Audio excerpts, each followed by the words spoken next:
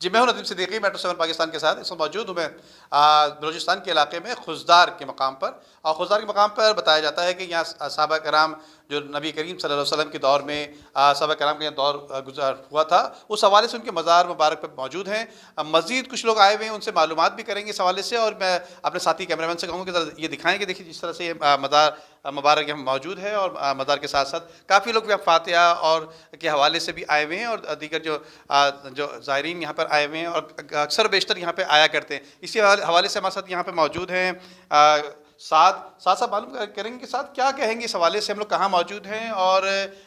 کیا ہسٹری ہے، کیا معلومات سے بتائیں۔ السلام علیکم ورحمۃ اللہ وبرکاتہ۔ ہمارے ندیم بھائی میٹرو 7 کی طرف کراچی سے آئے ہوئے ہیں، اور یہاں پہ میں نے ان کو بتایا تھا کہ صحابی رسول یعنی کہ حضرت سنان بن سلمہ رضی اللہ تعالیٰ عنہ کو مزار شریف ہے، تو انہوں نے بولا کہ ہم زیارت کے لیے آ جائیں گے انشاءاللہ، ان کو زیارت کروا دیے۔ باقی ہم ان کے متعلق جو ہمارے جو پاس یعنی پیر سید شجاع الحق شاہ ہاشمی نورانی صاحب ہیں، ان کے متعلق ان سے انٹرویو لے لیں گے، ان کو باقاعدہ طور پہ یعنی جو کتابوں میں تاریخ پڑھی ہوئی ہے باقاعدہ طور پر ہمارے ندیم بھائی کو بتا دیں گے کہ کیا کیا ہے، کہاں سے آئے، اور یہ صحابی رسول کتنی دفعہ بلوچستان میں، ایک دفعہ آ گیا پھر چلا گیا، پھر دوسری دفعہ آ گیا پھر چلا گیا، تیسری دفعہ آ کے یہاں پہ ان لوگوں کو شہید کیا گیا، باقاعدہ طور پر اس کے متعلق ہم ندیم بھائی کو بتا دیں گے۔ اچھا دیکھیے، اسی طرح سے میں آپ کو بتاؤں تھوڑا سا کہ یہاں پر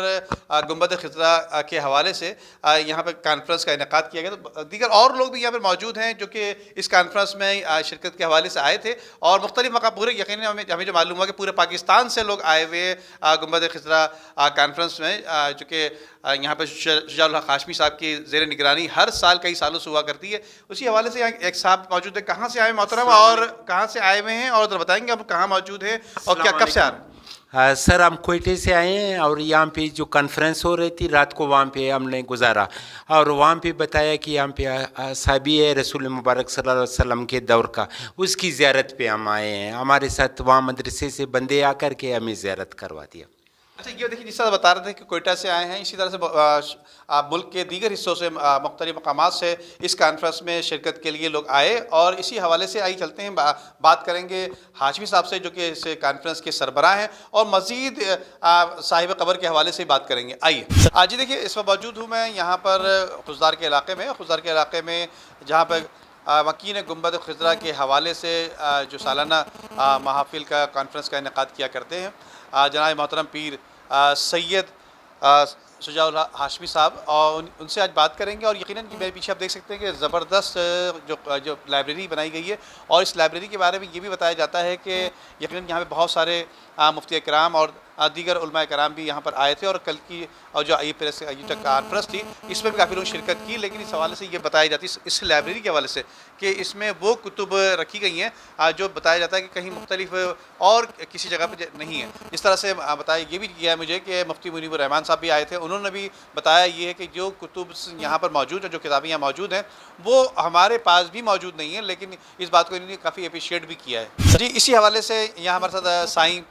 پیر شجاع الحق ہاشمی صاحب موجود ہیں، اور ان سے معلوم کریں گے کہ یقیناً یہ صاحب مزار ہیں جو کہ خزدار کے علاقے میں جس طرح سے سالانہ عرس بھی ان کا منایا جاتا ہے، کہاں سے آئے، کیا ہسٹری ہے، آئیے اس حوالے سے بات کرتے ہیں۔ بسم اللہ الرحمن الرحیم۔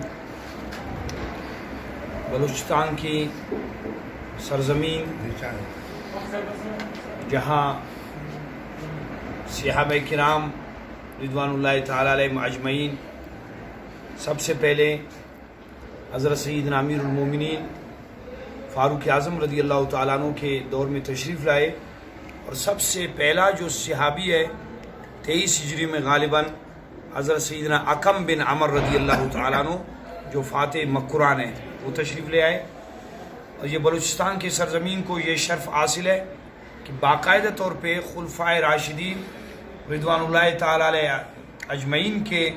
دور خلافت میں بلوچستان کی سرزمین اسلامی سلطنت کا حصہ بنی، تو 25 صحابہ ہندوستان تشریف لے آئے، اور ان میں بلوچستان میں جو سب سے پہلے تشریف لے آئے حضرت سیدنا اکم بن عمر رضی اللہ تعالیٰ عنہ، اور سب سے آخر میں جو تشریف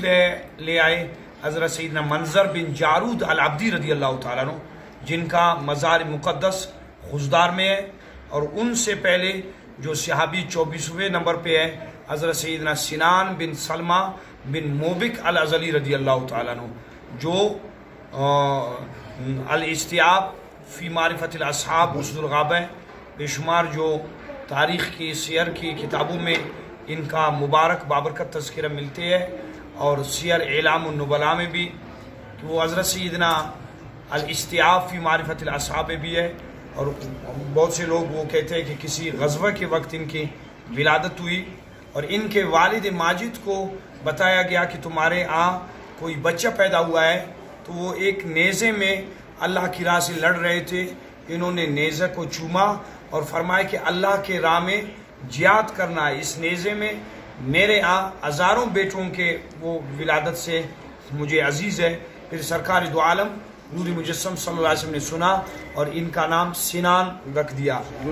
نبی کریم صلی اللہ علیہ وسلم کی خدمت اقدس میں ان کو لایا گیا تو سب سے پہلے سرکار دو عالم نور مجسم صلی اللہ علیہ وسلم نے اپنا مبارک لعاب دین ان کے منہ میں ڈالا اور شیرین دہن فرمایا. یہ عظیم اور جلیل القدر صحابی تھے جن کا نام نور مجسم صلی اللہ علیہ وسلم نے رکھ دیا. اور حضرت سیدنا امیر معاویہ رضی اللہ تعالیٰ عنہ کے دور میں یا ان کے جو دور خلافت ہے ان کے آخر میں